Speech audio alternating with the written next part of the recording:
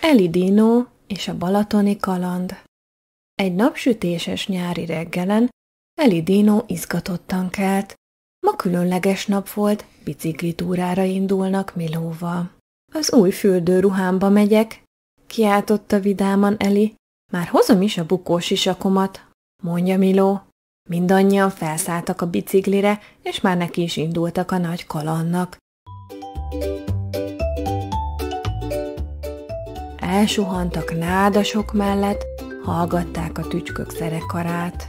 Nézd, Eli, tudok egy kézzel is biciklizni, mondta Miló, és ügyesen kormányozta a biciklit egy kézzel, mintha csak táncolna vele a napsütötte úton.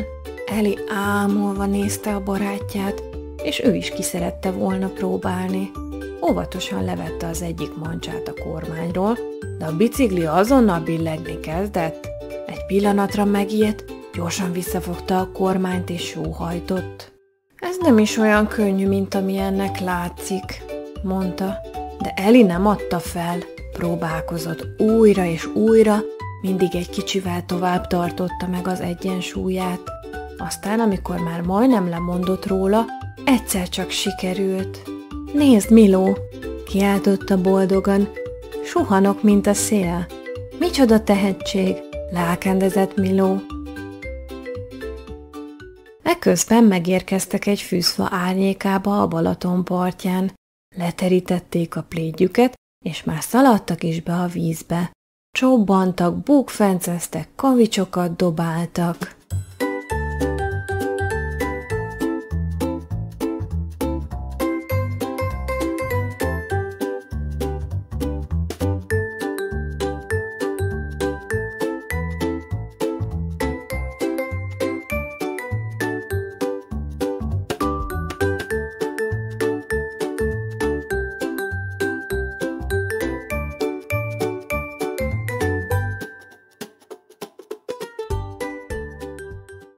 Nézd, Eli, tudok kacsázni, kiáltotta Miló, és egy lapos kavicsot úgy elhajított, hogy az 6-szor is pattant a vízen.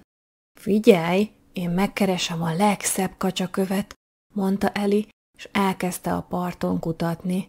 Miközben Eli a tökéletes követ kereste, talált egy igazán különlegeset. Fényes, sima, és volt rajta egy kis aranyszínű csillogás. Ám amikor meg akarta mutatni Milónak, a kő elugrott.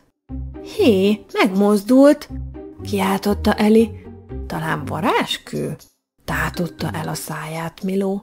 A kő hirtelen újraugrott egyet, és belecsobbant a vízbe, majd kidugta a fejét. Egy kis béka. Miló és Eli csodálkozva nézték a gyönyörű békát, ahogy végül elúszott, majd ők is pancsolni indultak. A két kis barát hosszasan élvezte a hűsítő vizet.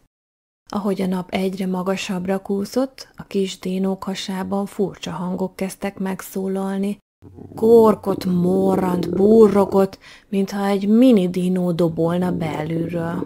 Szerintem a hasam lángost kér, mondta Miló. Az enyém meg 2 lángost, tette hozzá Eli, és már indultak is a büfé felé. Csak hogy amikor odaértek, se lángos, se szakács nem volt sehol, csak egy cetli lógott a pulton.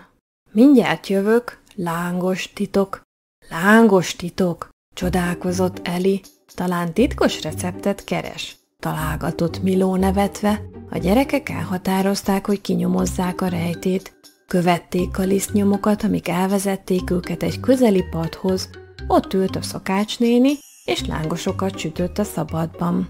Pszt, sugta, ezek különleges gyereklángosok.